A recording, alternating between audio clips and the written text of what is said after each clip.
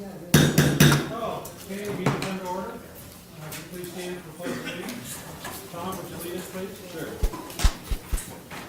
I pledge allegiance to the flag of the United States of America and to the republic for which it stands, one nation, under God, indivisible, with liberty and justice for all. Thank you.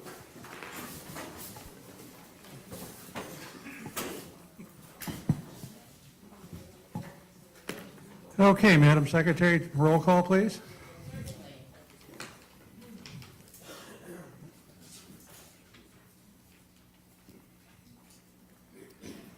Pioneer Town, Michelle Myers. Yucca Mesa, Tom Ziegert. Here. Landers, Dawn Johnson, has an excused absence. Joshua Tree, Mark Lundquist. Here. Flamingo Heights is vacant. Desert Heights, Pat Flanagan. Wonder Valley, Teresa Seitz. Morongo Valley, Gail Swearet. Copper Mountain Mesa, Mary Helen Tuttle. Here. Okay, thank you. All right, next item, D, option or adoption of agenda as presented. Do I hear a motion? Second? Any discussion? All those in favor? Okay, so moved. Okay, approval of July 10th, 2017 minutes as presented. Do I hear a motion? October 9th, Didn't I say that? you said July 10th. Oh, October 9th. I'm looking at the wrong agenda here. Wow. Thank you. Motion.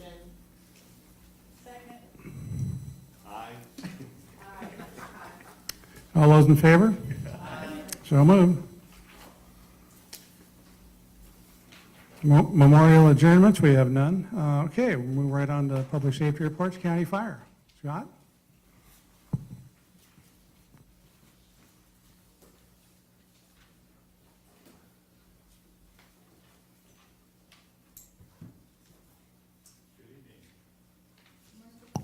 There we go. How's that? How's that? Good evening. Scott Tuttle, County Fire. For the communities, some call stats to start with. Johnson Valley, in the month of October, we had 12 calls. Joshua Tree had 140 calls. Landers had 33 calls. Pioneer Town, 2 calls. Wonder Valley, 20 calls. And Yucca Mesa, 26 calls. With the winter weather, cooler weather coming, just want to remind people to be safe with their heating appliances. Get your furnaces checked, make sure they're maintained, make sure that the filters are replaced, and then remember with space heaters, keep them 3 feet away from combustible materials. Remember to turn them off before you leave the house or go to bed. And then fireplaces, get them professionally cleaned and inspected before we start using those. And with that, I'd be happy to answer any questions. Yes, Teresa. I'd just like to remind people to make sure they have batteries in their CO2 alarms. Okay, yeah, thank you. And that brings up a good point, actually. With the time change, that's the time of year that we always remind people, change the time, change your batteries. So smoke detectors, carbon monoxide detectors, change those batteries this time of year. Any other comments, questions? Yes, sir. When do you anticipate the resumption of burn permits? Once fire season is technically over, once we get our first good winter rain, then we'll open burning back up. Anything else? Okay, thank you very much. Thank you. Appreciate it. Okay, do we have somebody from CAL FIRE? Yes, we do. Come on up.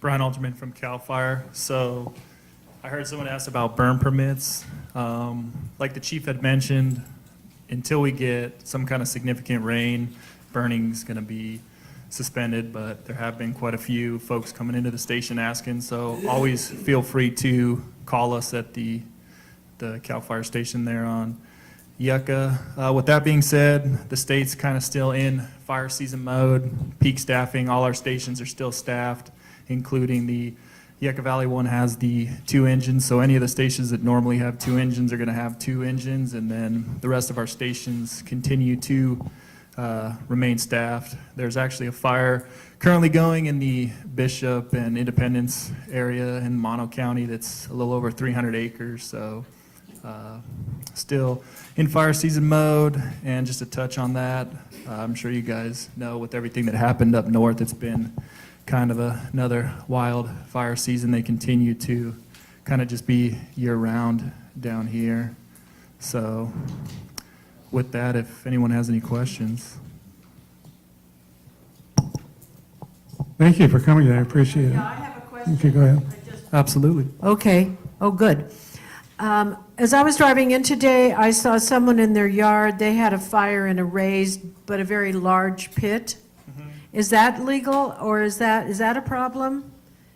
I mean, I would have had to see it, kind of same as the county right now, all burning for us All- is That's considered suspended. burning. But warming, or if it was just, a little barbecue or something, that kind of stuff. Flames. Okay, It was flames, so it was that kind of around and about that high off the ground. okay.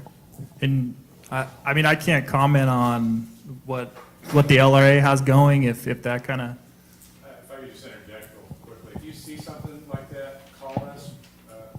Like he was talking about, sometimes we need to come out and see it, to see if Okay. it's approved. But I could have, next time I could also say, stop, I think that's illegal till they raise the, Yeah, you can do that also. but, you know what- You can always call the fire department, we'll come out and inspect it, and if it's outside of burning regulation, we'll shut it down. Okay, thank you. perfect. But that did remind me of the burning still going to be suspended until at least we see some kind of significant rain.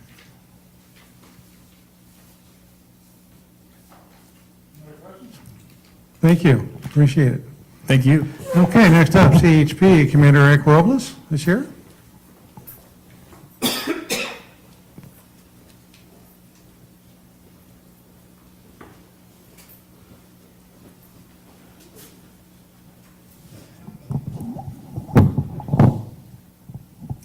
Well, good evening.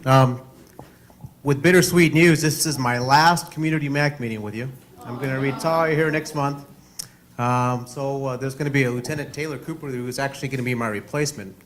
And I'm hoping to bring him by when he finally reports. Actually, his official date is not until February. But I'm hoping to get him to a couple of meetings here to meet some of you folks to segue his transition through. He's been a tenured lieutenant for a while, so I think you'll find that he's well qualified for the spot. Having said that, we talked about fire and we talked about the change of weather, and obviously a concern for us is as it gets cold and as it gets wet, that the first time it rains, you have all the oils that rise up and the salts that rise up on the roadway, and things become real slick.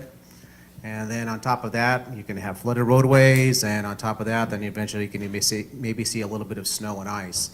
And you want to give yourself a little bit of extra time when you're driving. You want to make sure your tires have the appropriate amount of tread, that your brakes work, your windshield wipers work. Now is the time to check your windshield wipers, not when it rains.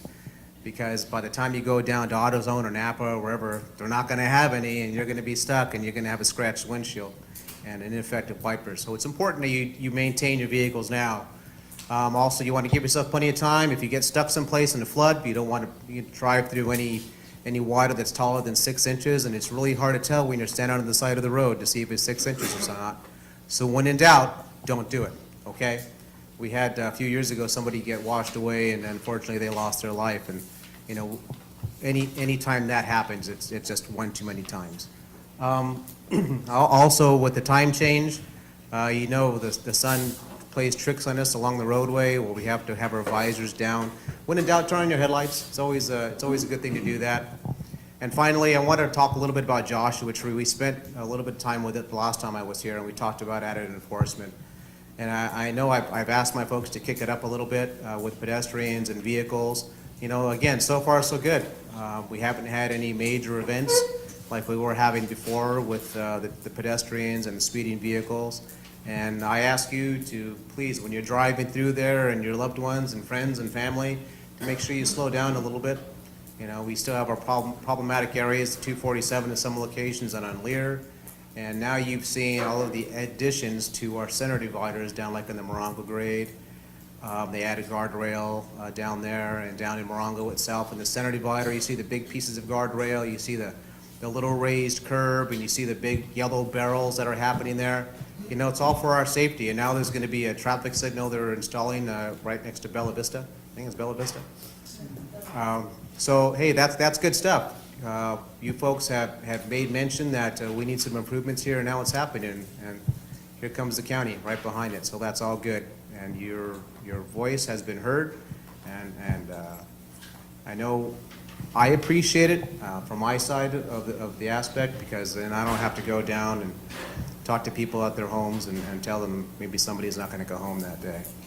Anyway, thank you, folks. It's been a really special place for me to finish my career here. I've been on for 29 years. I've never worked in a community like this before, and I don't know if it has something to do with the base or just you all, but very law enforcement proactive, and we certainly appreciate it. I can't get away without somebody saying thank you for your service, and it's been a really neat place. And I know a lot of the folks that work for me share that same opinion, and I do appreciate it, and thank you so much. Where are you retiring to? I'm staying local, but Good. you know, I don't know, I'm kind of young to retire, so I'm going to go find something else to do. I'm going to go invade my wife's airspace for a while because she's been in retirement. Now, for a while. before you retire, tell us about your pedestrian education program lately in downtown Joshua Tree. Well, I know we've had some problems on Saturday mornings with the little, I don't know what you want to call it, open market. So I know this past Saturday, they counted some 40-some pedestrian contacts. I believe some of them got tickets, some of them didn't. But you know, it's the same folks a lot of the time. And it's through education and enforcement that we help people. And when they see us driving through town, and maybe they won't see us, we're going to try to contact them. And I offer you the same thing, because it's sometimes those folks get hit, and it's usually in the middle of the night, and they're wearing dark clothing. But sometimes we've had some near misses during the day, and that's always a concern for all of us. Also, the speeding vehicles, you know, it got lowered down to 40 miles per hour going through there. And I know we've stopped a few people and said hi. And, you know, a ticket is expensive.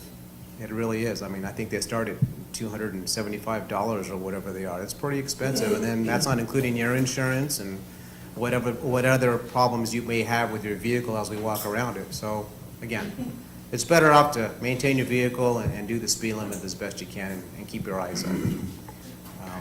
On behalf of the MAC, we appreciate your service. Thank you, sir. I appreciate that. Thank you.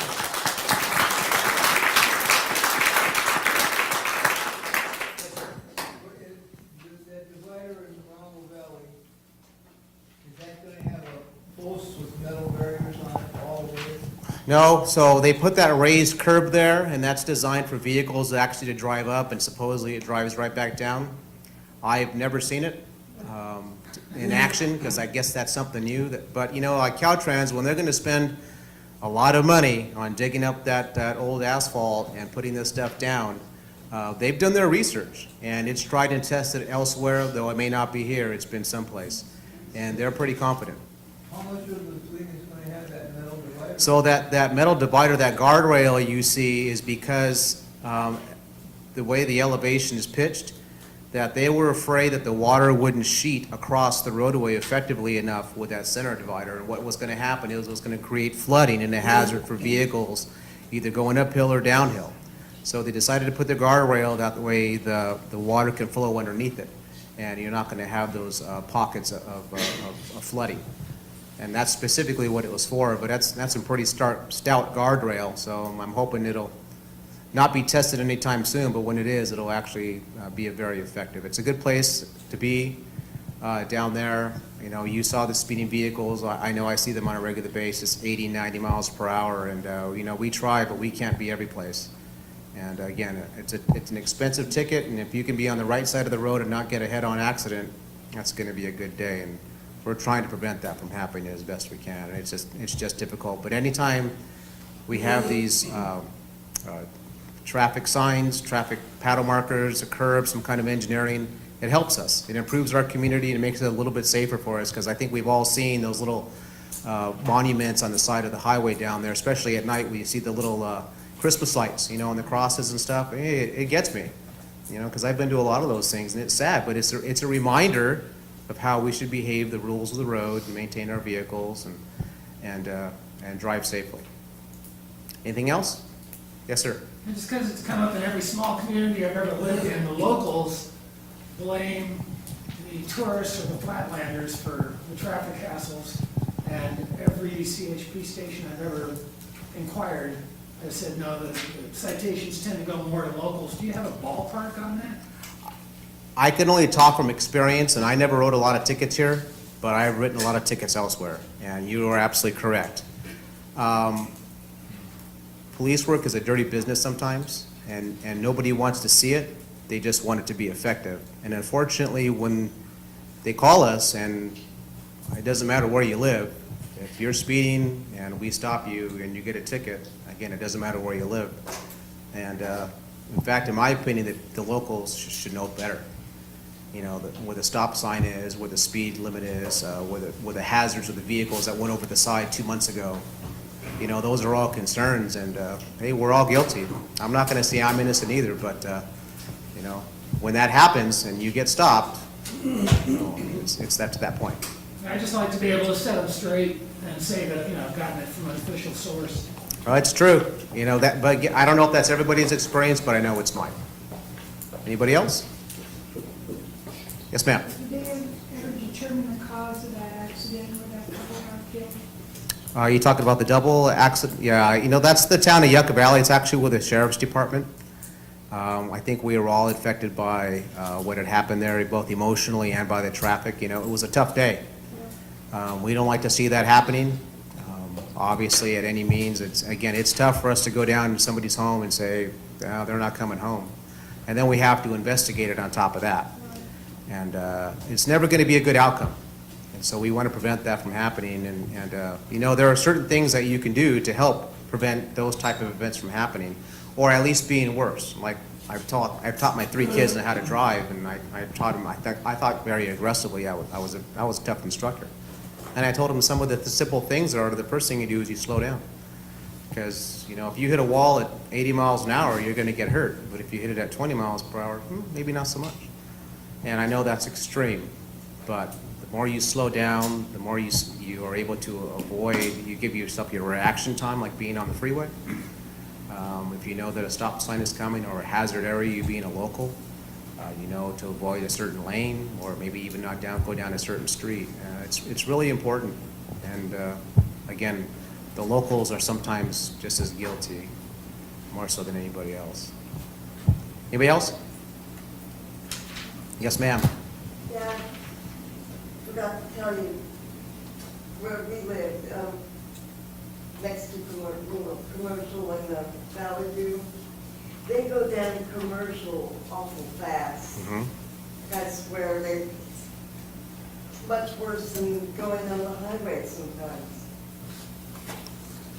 That needs to be looked at. So we get those complaints all the time. We actually have a complaint log at our office. You're more than welcome to stop by our office. You can call us, and any information that you get or that can give us works great. So maybe they come out of a certain house. Maybe it's a certain time of the day. Maybe it's a certain colored vehicle, truck, motorcycle, whatever the case is. And we have a lot of options where we could patrol. Now, I only have a few officers working at any given time, but they got to go somewhere. So if they have nothing to do, why not go and address that complaint that we've had? Maybe we can go and educate that particular person or people. So please, I encourage you to call into our office and let us know, and we'll take a log, and we'll do the best that we possibly can do to address those concerns. Anything else? Yes, ma'am. I know there's no posted speed limit on commercial. What is the speed limit? On a dirt road? No, It's a paved road, so if it's not posted, the law is it's supposed to be 55, the maximum speed limit. But there are factors. There are factors with homes and residences. I'm not overly familiar with commercial road. I'd have to look at it. You know, it's also the width of the road. Yes, ma'am. It's the last, if you're going back out to 62 from here, it's the last road you could turn right on before you get to 62. Okay. Okay, so it's primarily residential? Yes. Yes. Okay, Mixed use. so I would say it was probably no more than 40, just ballpark, especially it being dark, and it also depends on, the way the vehicle code read is how many residences per block. Well, your blocks are kind of big here, your driveways are kind of sparse because you have large pieces of property. But again, we look for safety, we look for if there's cars parked on the side of the highway, because that can change. We look for weather, whether it be dark or light, the sun's in your eyes. If there are children around, those speed limits change. And I know the county can't always put speed limits every place, speed limit signs, so there's some due caution that we all have to be responsible for. But ultimately, if you're on an open highway and there's no signs, it's supposed to be 55, but that doesn't sound so in this case. I think I looked it up one time. It's 55 of it's unposted, and it has to have 16 houses per quarter mile. And I don't know where they came up with that formula. I don't know where they came from the number versus businesses versus houses, but yeah, I've actually had a count before. Yeah. Thank you. All right, have a good day. Thank you. Thank you, Eric. Appreciate it. Okay, Sheriff, Lieutenant Mike Barta is here tonight.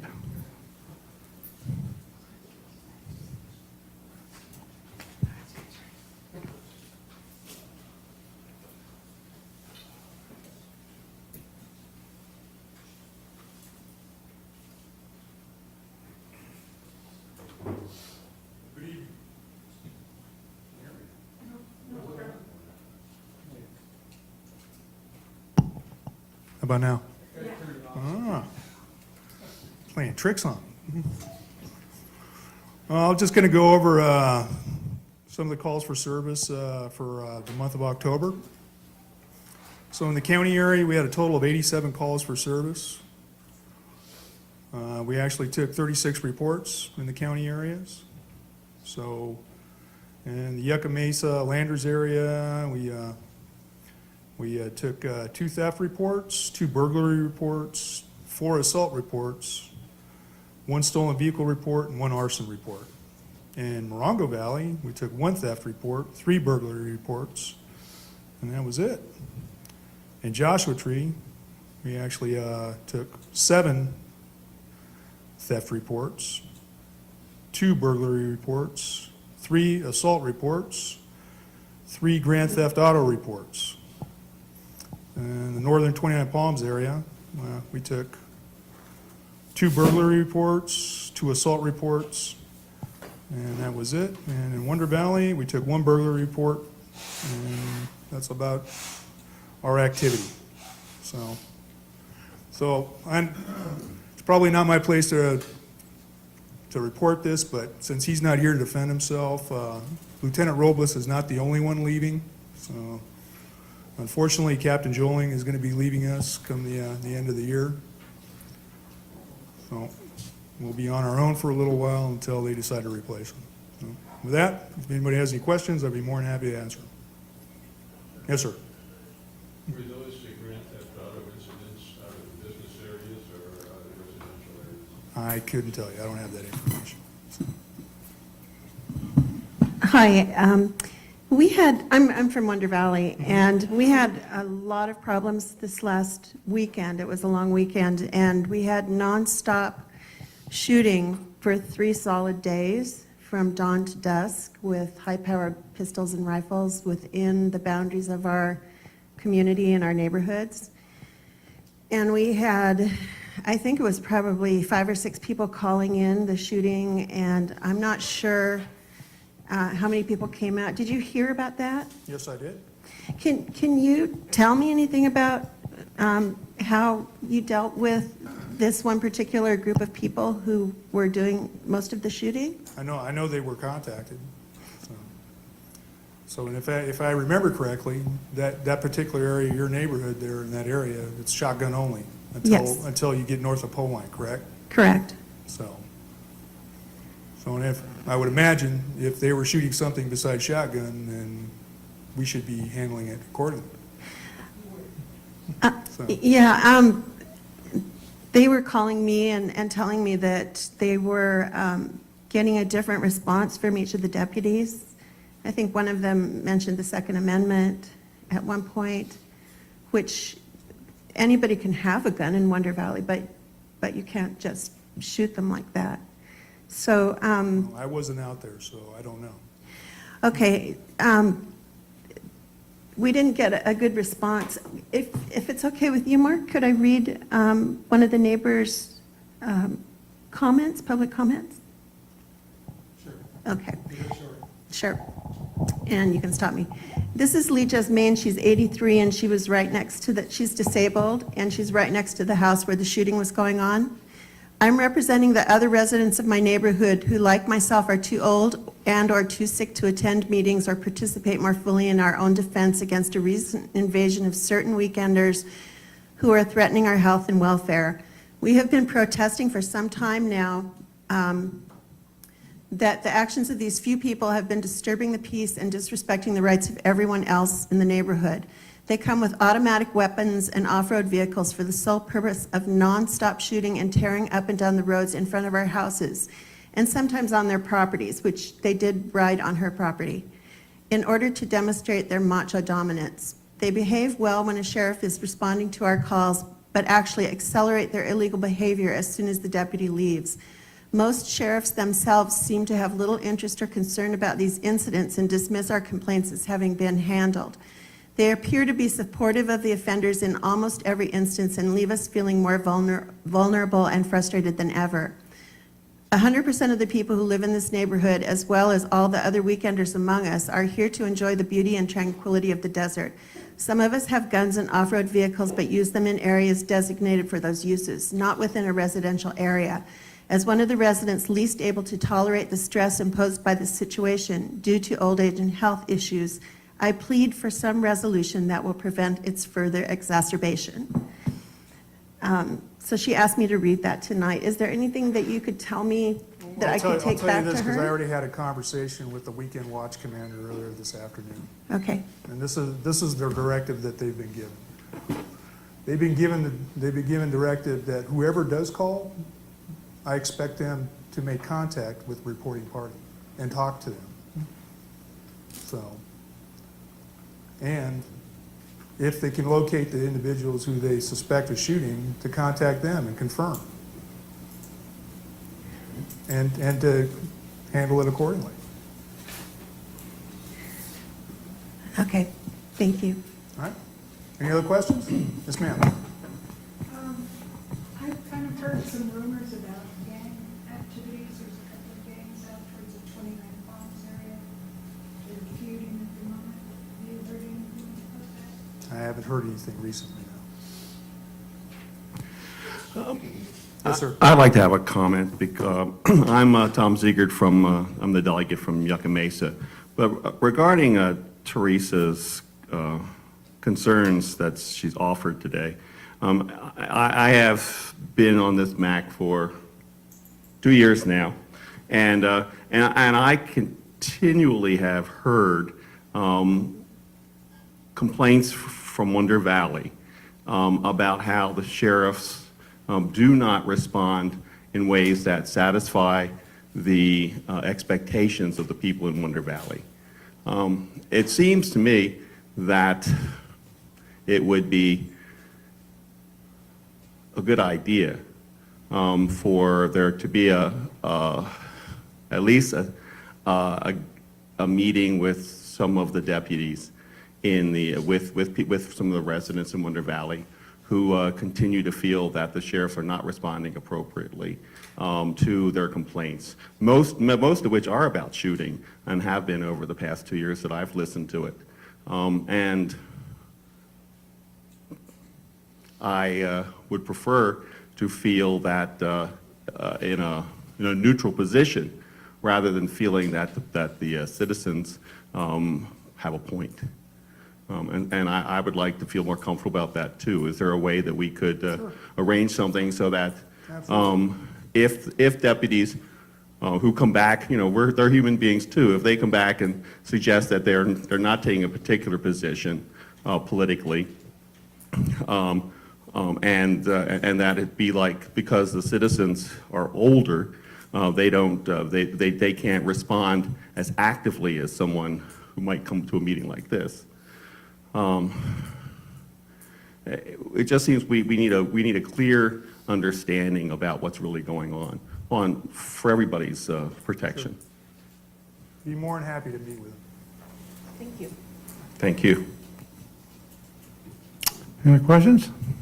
Lieutenant, thank you very much. Appreciate it.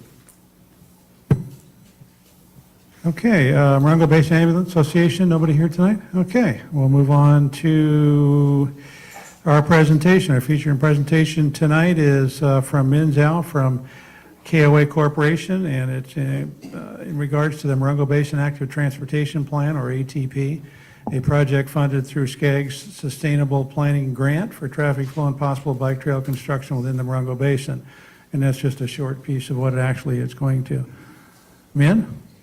Yes. Hello. Thanks for having me.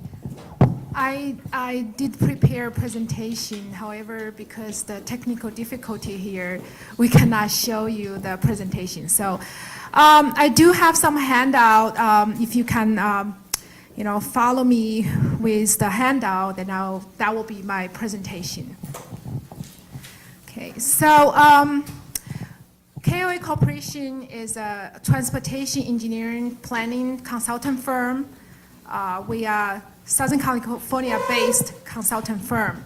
So we are very grateful to be hired by the County of San Bernardino to produce an active transportation plan for the Morongo Basin. I guess here, anybody know about active transportation? So what does active transportation mean? Active transportation really means non-modal transportation, not focusing on modal vehicles, focusing on pedestrian, bike, and how do you get access to transit. That's called active transportation. So this project is funded through SCAG's Sustainable Planning Grant. It's not local funded, but it's through the regional agency. The goal, if you can follow me through the presentation here, the goal of the project is on the second page. It's really to identify biking and walking strategies and projects for the region. So we want to address specific issues related to bike pedestrian element, safe out school, and connections to transit and Joshua Tree National Park. So in your package, you will see a big map here, the one-page map. And then I also have a large map on the table. We do have a color pen, pencils for you to mark up the plan. So this actually is the starting point, is our project starting point, which identifies some of the corridors, proposed non-motorized transportation plan corridors. So after our project, this map, this network will be much more detailed. We'll have more classified bike lanes, different type of treatment for pedestrian crossing, for speeding, traffic calming, all the countermeasures to provide a better, safer environment for pedestrian bike. So the objectives also identified here on the second page. So we want to provide local and regional accessibility. What that means is really for you to access to the key destinations, which means schools, park, employment center, shopping center. And we want to provide a multimodal network connectivities. Okay, public art, that's very special for this region. We understand there are a lot of artists here. So this plan, we work together with local artists to provide a lot of branding, a lot of marketing materials. So your handout, actually, you can see we actually sent out a request for qualification for local artists. We award them $4,000 to provide a lot of art, art element for this project. So it's more like a branding for the active transportation. So you can see the package in your handout.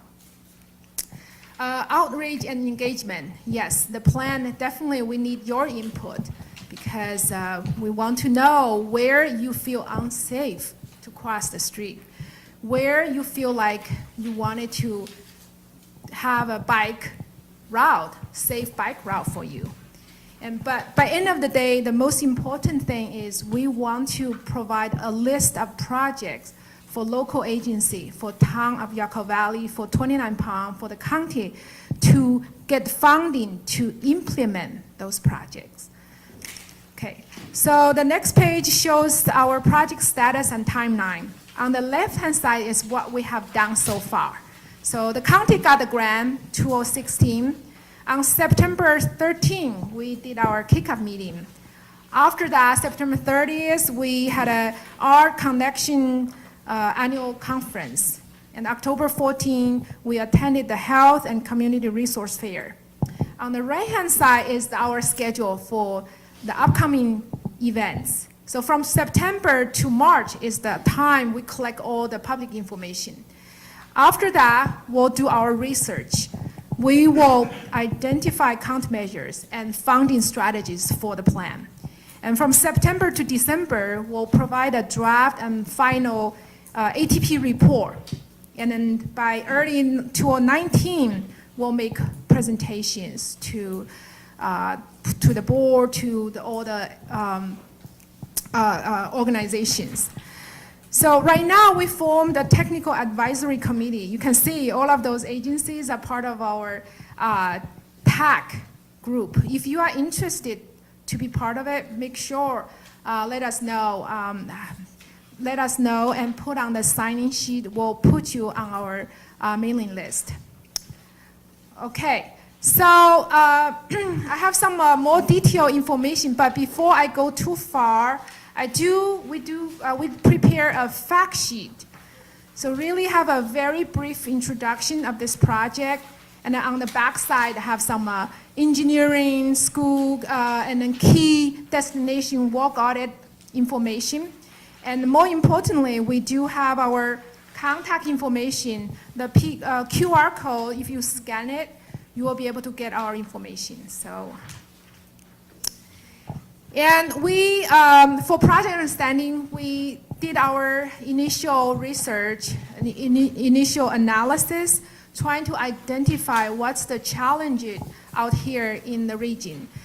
One thing we realized, obviously, the infrastructure is not there. So the speed, the roadway speed, I just heard from previous discussion here, high-speed roadway is the danger for all the bicyclists, for pedestrians. And another challenge we realize is the regional connectivity. So I think there are pieces of a network for biking, for walking, but there's no regional connectivities. So those are the challenges. Obviously, while we go through the project, doing our evaluation, we'll identify more challenges. And we want to hear from you too, what other challenges. And then the opportunities, obviously, we also look into some innovative solutions for you. For instance, bike, right? You don't want to ride on the high-speed roadway. That's not safe. That's not for unexperienced bike riders. So a class 4, there's a class 4, class 2 bike lane. Class 4 is really the separated bikeway. So it's separated from the travel lane. So those are the things facilities, we are looking into it. And we also explore the roadway network. We think there are about 100 miles of roadway trails we can use. Actually this afternoon I was talking to our staff. One of the whitewater channel maybe something we can utilize for the multi-purpose trail. And so there are a lot of opportunities. Another thing I want to mention is the funding opportunities. I think the state really focusing on a lot of active transportation funding. By next year, March 2018, there will be an ATP Cycle 4 grant funding available. So we like to help the county, help the region to get funding to construct the projects. So our tasks and deliverables are listed here. I don't want to go over one by one.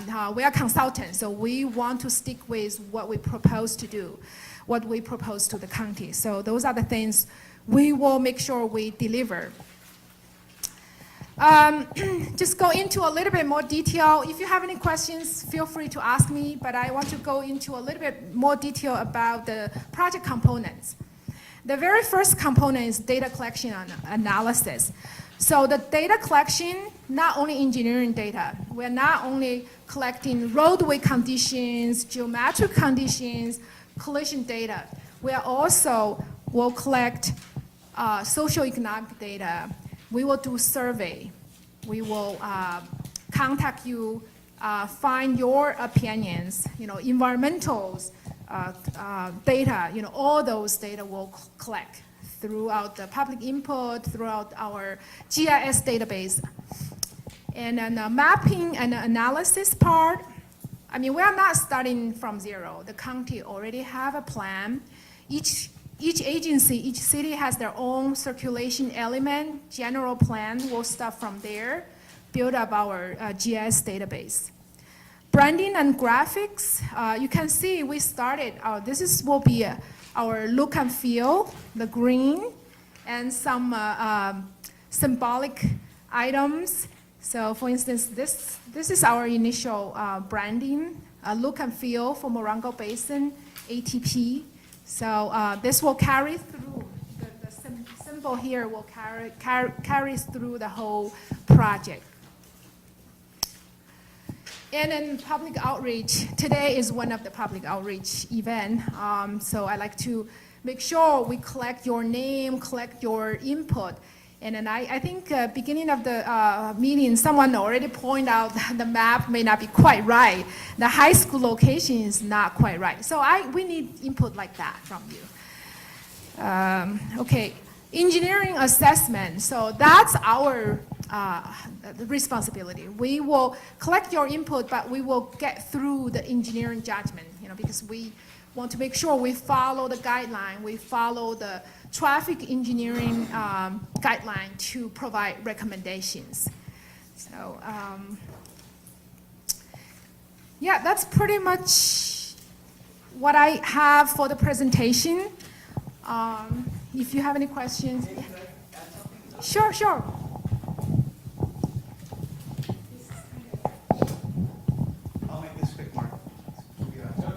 Take your time, because I want to ask you a question also. Sure. Yeah, I'm Steve Martinez. I'm with the San Bernardino County Department of Public Works. And I just wanted to point out, kind of stress how important this information is coming from you, because with active transportation or walking and biking networks within the region, before it was kind of the county deciding, engineering-wise, where was the best place to put it. But that wasn't always what the community wanted. So this is an opportunity for us to create a plan based on what you would like to see done. The state is now pushing for an emphasis on community input on what the community wants in their transportation plans. So that's what we're looking to do here. We need your input to develop this plan. Now, what this plan doesn't mean is that all of these projects in there are going to get constructed. But what they do provide us is a blueprint so that we can pinpoint spots where we might find grant opportunities to build that infrastructure. Right here we have the State Highway 62 is just the backbone that connects the communities. And so we're going to have to work with Caltrans on getting what you would like to see on the state highway. But in terms of the other spots between, 29 Palms, Yucca Valley, and the county unincorporated areas, that we can take a look at from our perspective. Okay, turn it back to you. Yes. Could you just touch on the timing of this project compared to the extra gasoline taxes now being collected in registration and what it might mean for grant opportunities from the state? Yes. Okay, so As you may have heard, they've established an additional gasoline tax. Yes, you've noticed, I bet. Yeah, we all have. It might pinch a little bit more when it comes time for us to register our vehicles, because there's an added fee based on the value of the vehicle. However, that money now is going to be pumped into what has been a tremendous backlog of transportation maintenance that we've needed to do. So the existing gas tanks that has been around since the 1990s has not kept up with inflation. Now we've got funds that are available to put into some extras that we couldn't focus on before, like active transportation, like complete streets components. That means where streets will accommodate buses, pedestrians, bicyclists, and vehicles. Right now we are wrapping up with the funding. The taxes just started November 1st. We can probably expect to see an influx of millions of dollars that the local agencies will have available to construct many of these projects. Now, I have to add that primarily this tax is geared towards maintenance, taking care of the maintenance backlog. Once we get caught up on maintenance, then we can start spending the money on alleviating congestion, that sort of thing. Right, now ATP is part of the existing spending that we can do right now. We don't have to wait till our roads get back up to good shape.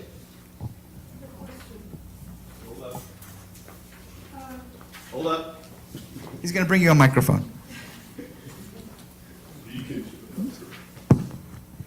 The extra money I'm paying for gas. Yes. And my tags on my car, does that money come back to this community? Or does it just go statewide to wherever and whatever? No, no, it's actually each local jurisdiction, like in the county or the city and town, we have to identify the project that money is going to. We get a distribution of that money based on population and road miles. So there's that kind of a component there, so that rural areas also get a fair share. So anyway, we identify the projects where we have the most need. So the roads that are in the worst shape are going to get hit first, and we're going to work our way up towards then maintaining the good roads. Thank you. Sure. Yes. I notice on the first page of this and all the other pages it says Morongo Basin Active Transportation Plan.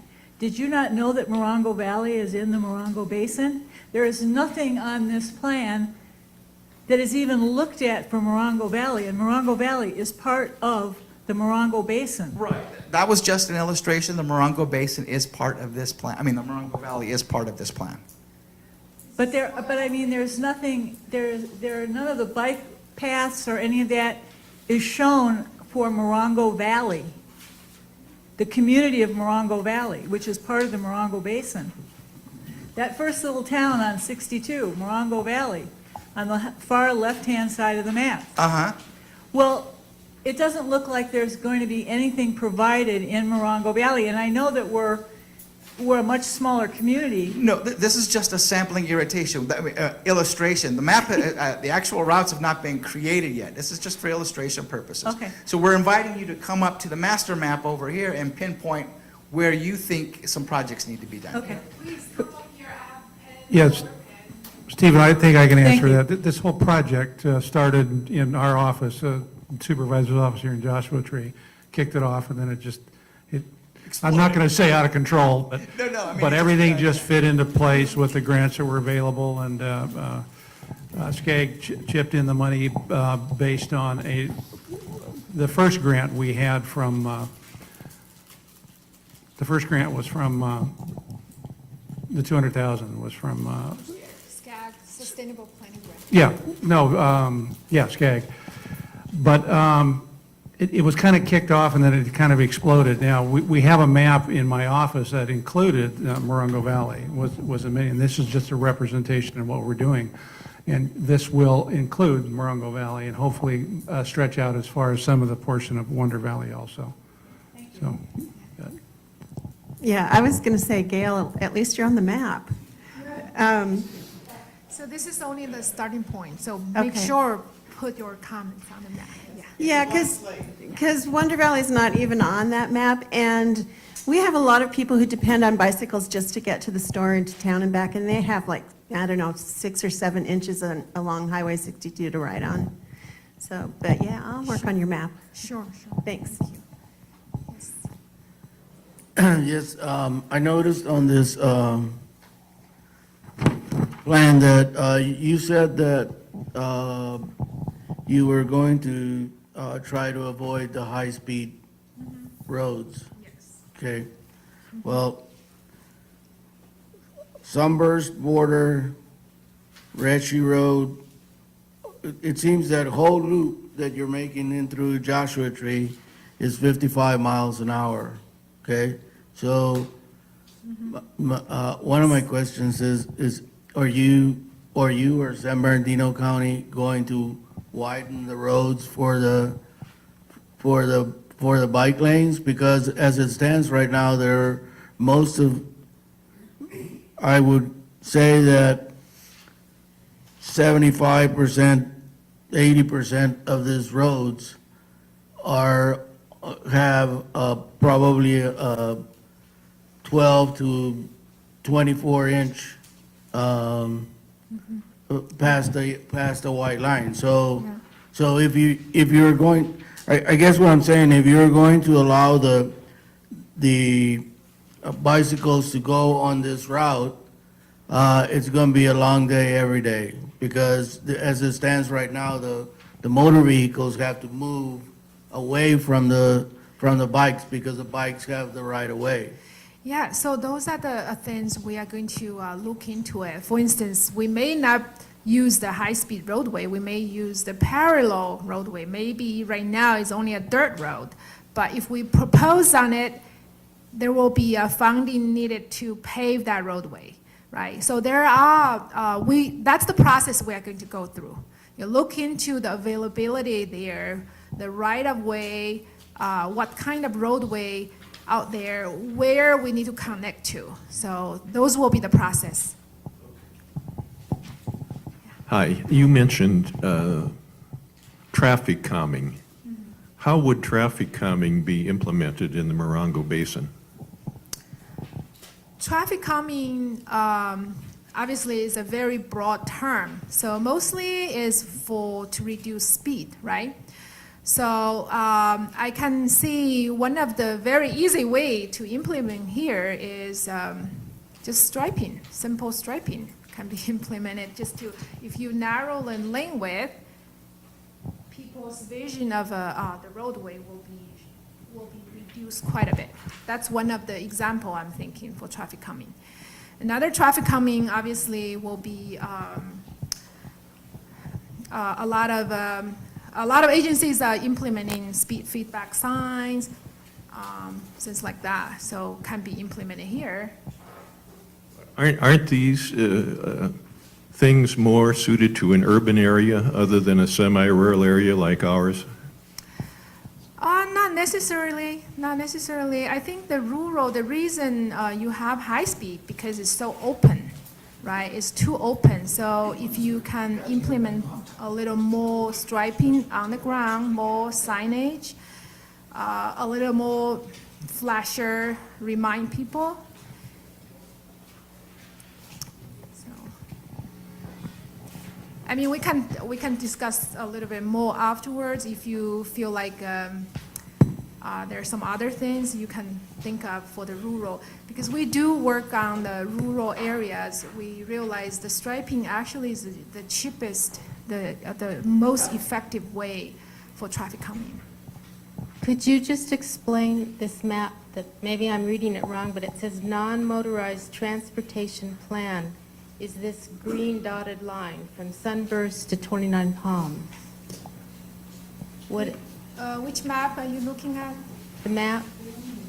This map, okay. Yeah, so this is the initial non-motor transportation plan. Actually, probably should be better saying non-motorized transportation corridor. Non-motorized, meaning no cars from Sunburst to 29 Palms?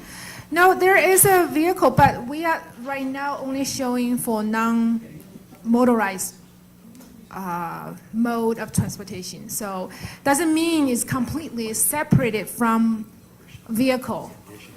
But this is only focusing on non-modal transportation. Those non-modal transportation corridors will be on those roadways. Does that make sense?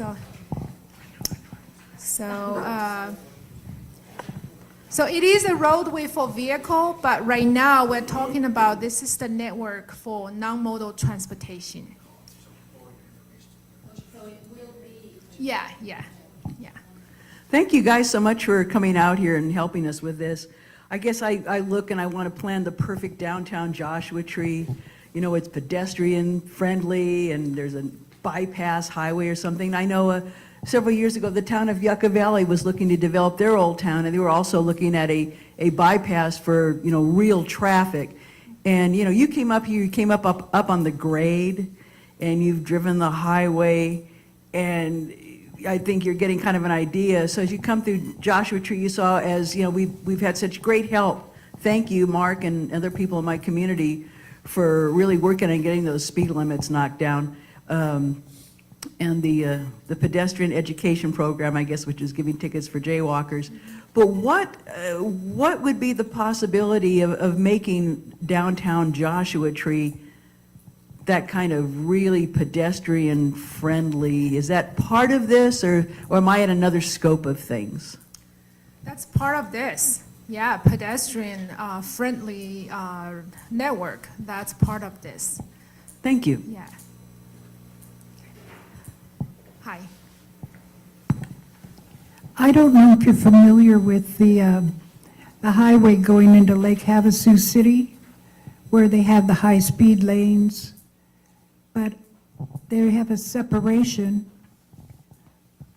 with I don't know how many feet, but then on the other side is the bicycle, go-karts, walking path, and it's has anybody seen that or thought about putting that next to high speed? You mean it's totally separated from the travel lane? Right. Yes. That's actually called Class 1. Class 1, or you can call it multi-purpose trail. You know, it's really only for bike, for pedestrian. That's Right. what you're trying to say, right? Right.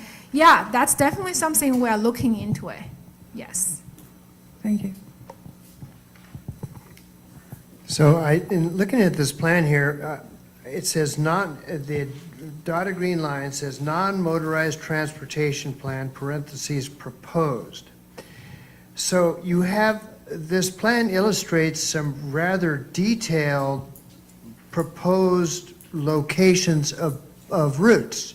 So did you have some source that you referred to in order to use those, understanding that there will be more input, but how is it that you chose to put the routes that you've shown on this plan? Was there some reference that you used for those things? And what is that? And perhaps that would be good to be able to see. Sure.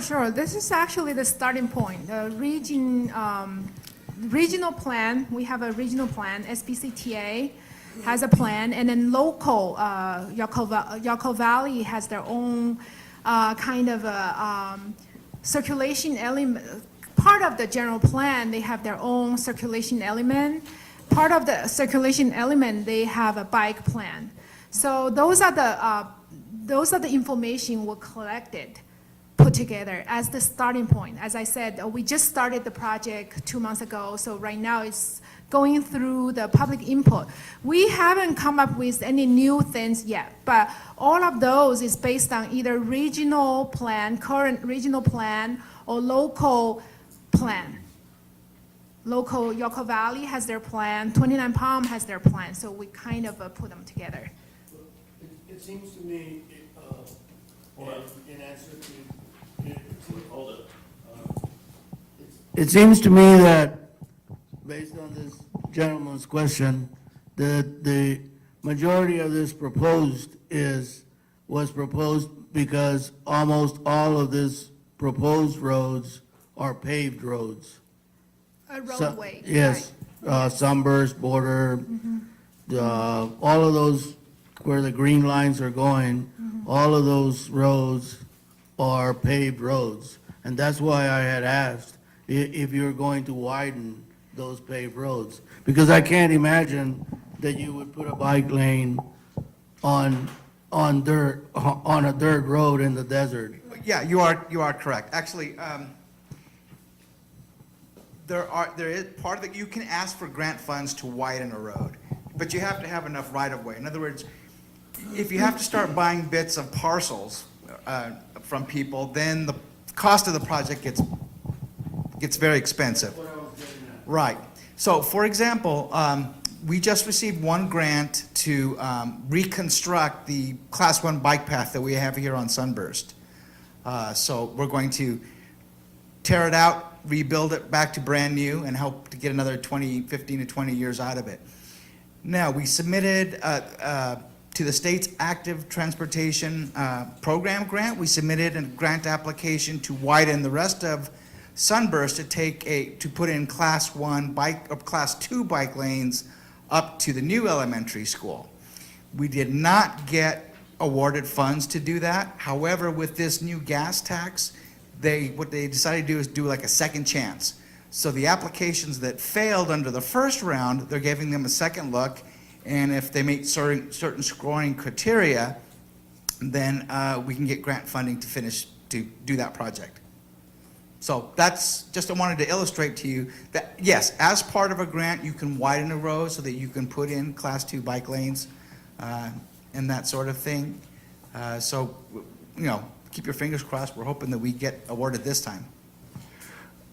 I wanted to say something, and then I'll send it to you. I noticed that we have the existing bicycle facilities, and I kind of like chuckled because like on 247 and down 62, you show that we have existing bicycle facilities, which are actually the shoulder of the road, I take it. Yeah, that's what Caltrans. And so it made me think that we do have, and I don't know what a Class 1 versus a Class 2 versus a Class 3 is. Would you like a crash course? It's real quick. Class 1 is separated from the road. Class 2 is a painted lane. Class 3 is a sign that says bicycles and cars can share this lane. Yeah, bike route. And then the Class 4 is separated with a physical barrier.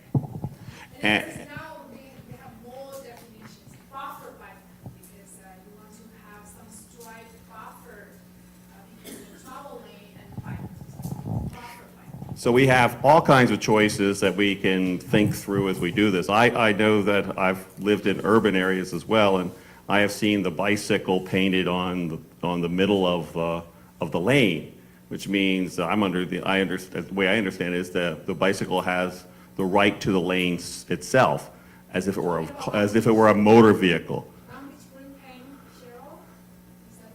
I've seen it in San Diego, so there's all kinds of levels, and that's part of that will be the long-term examination that we have, in a sense, where we get the input, where what we worry about and what we are really hopeful for, which is that long-term plan that's on the other sheet of paper. Right. And part of the challenge is determining the right type of bicycle structure for the given road.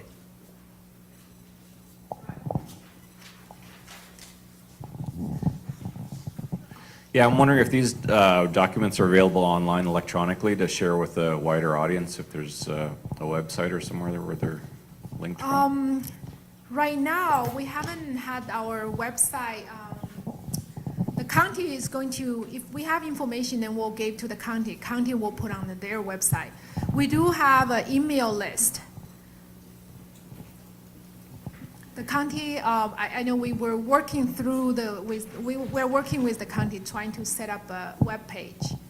Okay, yeah, I'm just wondering, like for the arts thing, if you're reaching out to the arts organization or to the bicycle groups in the area, like how is this information? Is it just us that were the only ones that know about it, or like who else is? We have artists on board. And Yeah. just submitted released an RFP for. Yeah. So the artists, we went to the Art Connection Conference 2 or 3 weeks ago. So that's the time we spread the word to them, make sure they are involved, get involved, so. Yeah, definitely, if you leave your name. I mean, today we have a sign-in sheet. Make sure put your name down on the sign-in sheet. If you want to be part of the tag, make sure put your tag next to your name so we can add your name to our email list. Thank you. My name is Curtis Yakimo, Town of Yucca Valley. Just wanted to say a couple of comments. Number one, thank you so much to Mark and the county for taking the lead on the coordination of this project. This was somewhat of a brainchild of, among many people, Mr. Gilbert from the Copper Mountain College District had this idea of, while each community, as you saw on this draft map, understanding that it's just draft, has different elements in their plans for biking, there was really no coordinated effort at the time for a regional bike path, and that's really the genesis of this concept of having some connectivity between the entire Morongo Basin and the communities within that. So we're thankful for you folks for taking the lead on that. Secondly, I wouldn't underestimate, on one of your slides here, you have the group of the Technical Advisory Committee. And if you take a look at that and try and gather this group, this working group for any other project in the basin, I think you'd be very hard-pressed to do so. You have every major player in the basin and then some, and so I'm very, very positive in thinking that at the end of the day, this result will be positive for the entire basin. And then finally, at least from the town's perspective, and I think hopefully from the other parties here, that one of our key components on the deliverables is the list of having implementable projects. Having a plan that is millions and millions and millions of dollars is not really beneficial for communities like ours that are not able to do significant projects. And so having bite-sized pieces that individual communities in the county can participate in, I think will be beneficial to the entire community as a whole. Thanks for the input. Yeah, definitely the implementable plan, that's what we drive for. So our recommendation will be short-term, mid-term, and long-term. So, and then like I mentioned earlier, we'll make sure we help the county to apply for the ATP Cycle 4, which is in March 2018. For people who are not here tonight but want to provide input, what should they do? Are you suggesting that they call you at the number on your handout here, or email you, or what should they do? You can either call or email Mm-hmm. us. I think that's the two ways. That's how you can be contacted for input? Yeah. Okay, thank you.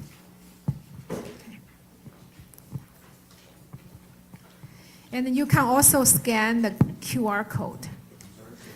Scan the QR code. There's a QR code. You can scan that too, so. Are you going to be having any more of these meetings, or is this something that we should, Mark, kind of organize ourselves to be part of? I noticed Curtis mentioned the Technical Advisory Committee page. At the bottom, you've got Joshua Area Chamber of Commerce, but you got the map of Texas there. I don't know, maybe they're interested in, in us too. That'd be really nice. We can all use all the help we can get out here. Okay, that must be our graphic designer's mistake. For the TAC meeting, we have every 2 months, we have face-to-face meeting.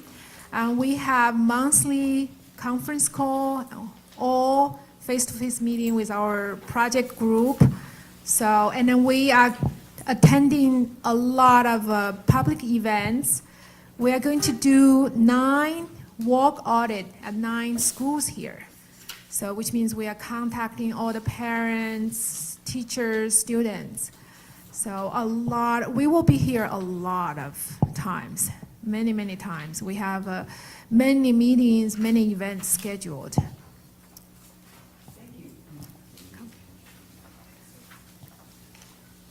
Okay, any more questions? So I'm here, I can talk to you more when we look at the plan together. Go ahead. One more, I don't need a microphone. And maybe Pat Flanagan, you can help me with this. I know you and I have talked about, there's a road 2 mile, actually goes through the desert and would connect up with Joshua Tree, I think on Sunfair. But it's dirt for a lot of that. You, like what Julie was saying about like this is on paved roads, any chance at all of? Yes. Actually, I know about 2 Mile. I know about 2 Mile Road. That's something we're looking into it, because that's parallel to SR 62, and also you can get to the college, right? So yeah, definitely that's something we are looking into it. Yay. Yeah.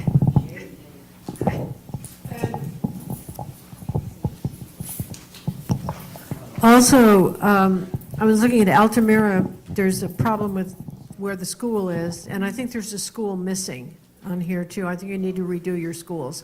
But Alta Loma has become extremely busy as a secondary access to the park, and there needs probably to be travel, car counts, transportation, looking at what's going on at what time as to how that works.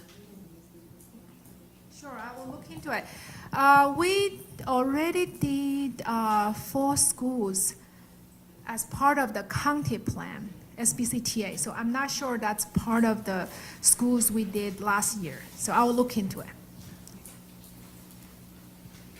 Okay, with no more questions, we appreciate your time in the presentation. Sorry we had some technical difficulties. Next time we'll have that fixed. I'm bringing a projector next time. Thank you for having me. I will be here for a while. If you want to look at the plan, if you want to talk to me privately, I'm here. Okay. Thank you. Great, Thanks thank you very again. much.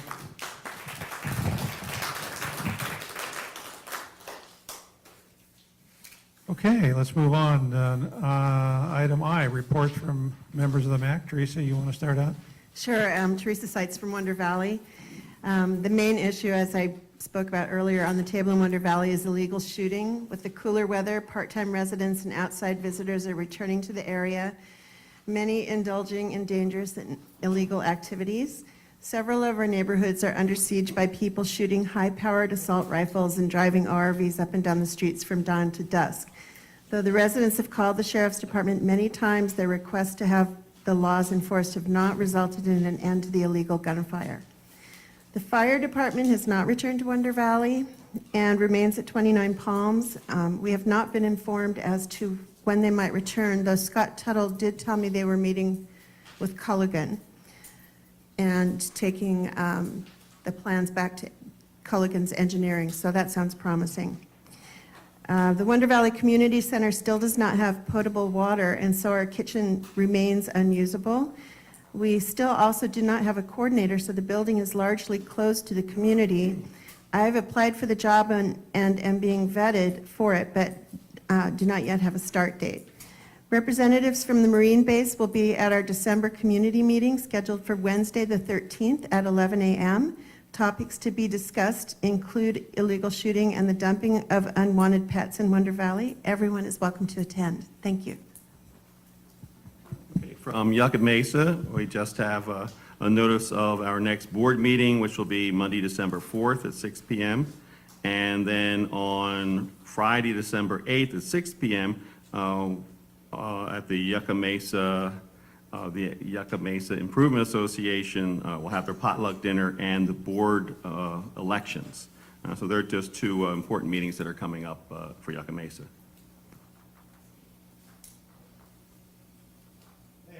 Mark Lundquist from Joshua Tree. I don't have a lot for you tonight, except for, I just got notification from Public Works, in fact, Stephen's gone, so I can tell now. The reconstruction of Park Boulevard from the highway up to Altamira will be starting in the summer months or the warmer months of next year, 2018. That is a complete reconstruction. They will be removing the material. They'll be recycling it and putting it back, and then after they get that done, they will do from Alta Loma all the way to the park entrance, and that'll be a chip seal project. So that's in the works. That's very good news. And I think that's it. As far as the downtown Joshua Tree goes, our office has been kind of looking at the problems down there with the pedestrians, and we've asked all eyes out and give us input on that so we can get together with Caltrans. As you know, Caltrans has a new manager, and he's welcoming input on it. So personally, I still see problems with the pedestrians there, and the CHP has stepped up and done some pedestrian education, which is good, and I think the speed limit has helped. I understand that they're actually maybe looking at crosswalks in the area. They're not shutting the door to it, so at least their minds are open on that. So we're still in the negotiation process, so that's kind of exciting. And I don't know, has the arts and crafts show started again on Sundays in Joshua Tree downtown? Not yet. When is the date for that? Do you know, Gail? I wanted to announce that. She doesn't have a date on that yet. Okay, well, she's missing a lot of tourist stuff, you know, with the influx now. And I think that's it. Thank you. Hi. The Morongo Valley CSD has its regular meeting on November 21st, which is next Tuesday. And we are going to be introducing our new fire chief and our deputy fire chief. Our new fire chief is Gary Yearsley. He used to work out in Yermo. And Jim Breakbill, I think some of you know from Copper Mountain College. I'm hoping that they'll be able to come to our next MAC meeting so I can introduce them to everyone. So we're very excited about that. We're really thrilled. And we're going to be having a tree lighting ceremony at the fire station on Friday the 1st. I think it's from 6 to 8 o'clock, and there'll be food and a tree, and the guys are going to decorate the firehouse. So if you're in that area, please come and join us. Hope they don't burn it down. Well, they'll be able to put it out real quick. Thank you. Hi, Mary Helen, Copper Mountain Mesa. This past month has been very exciting for us. We hosted high desert test sites out there, and they took over our old fire station, and it looks really good, and they had their exhibit inside. There were people out in our area that I have never seen before, and obviously have never seen us, but they liked it. There was, it was called Whole Foods Pit Stop. They cooked lunch in a hole, and they made quite a lot of money. They did well. They had a breakfast at our center, and a lot of people came to that. So we made some money, and that was kind of nice. We saw some new faces, and it worked out really well. We're doing some new programming at our center, and right now one of the most popular is yoga. Sunday mornings at 9 and Wednesday nights at 6. They have different yoga teachers coming out, and it's working really well. No, I have not been. No, I don't think I will, but hey, everybody says it's great. That's it. Michelle Myers, Pioneer Town. As you know, all we do in Pioneer Town is parties. So on Wednesday, the Pioneer Town Motel is having an open house from 5 to 8. And the holiday party at Pappy and Harriet's is on December 5th. I am told there will be a contest for best holiday hat, and that's it. I was just waiting for Michelle to do a report. This is Michelle's last meeting. Tonight she has resigned, and I want to thank her for all her input over the years. Thank you. And I do want to point out one item of note, actually two items. She fought very hard to get a burnt structure that was in her way demolished, and she worked with the county in that to getting that done. And also, there was a issue with the zip code in Pioneer Town. The downtown Pie Town area was 92262, but it did not include the rest of the area. Michelle's group, who lives outside of that area, felt like they were being ignored. So she was instrumental in getting that whole zip code area redesigned to include all the way from Pie Town through Rimrock all the way back to 247 and down. So I'd like to give her a hand on doing that alone. And thank you very much. Okay, I'm Pat Flanagan, and I wanted to give an update. We had a meeting here on Monday last, and we were talking about comments to be delivered to the county on the environmental impact report that's connected to the countywide plan, and we were hoping they would extend the deadline from the 20th of November a little later, but they said they couldn't do that. I talked directly to Terry Ray Hall, and And I also find that on December 15th, they would like our comments on the suggested action plan. Now, whether we'll get those on, but if anybody who is planning to comment on the EIR, it's got to be done on the 20th. So we got to work. And that's all I have to say. Okay, thank you, Pat, I appreciate it. Oh, and by the way, we do have an applicant to replace you, Michelle, so don't worry, we'll get the Python area taken care of. We have an applicant, but it hasn't gone to the board yet for approval, so I don't want to give away any secrets. That I don't think it's going to be a problem. It'll be on the consent agenda, probably the next board meeting. The way it usually works is the Board of Supervisors has to remove the one that has resigned, and then the next meeting usually, if the spacing is proper for legal notice, usually the next meeting, the applicant that is chosen will be approved on the consent agenda, so it shouldn't be a problem. So hopefully the next meeting, we're going to have a new member for the Python area. Yes, you may.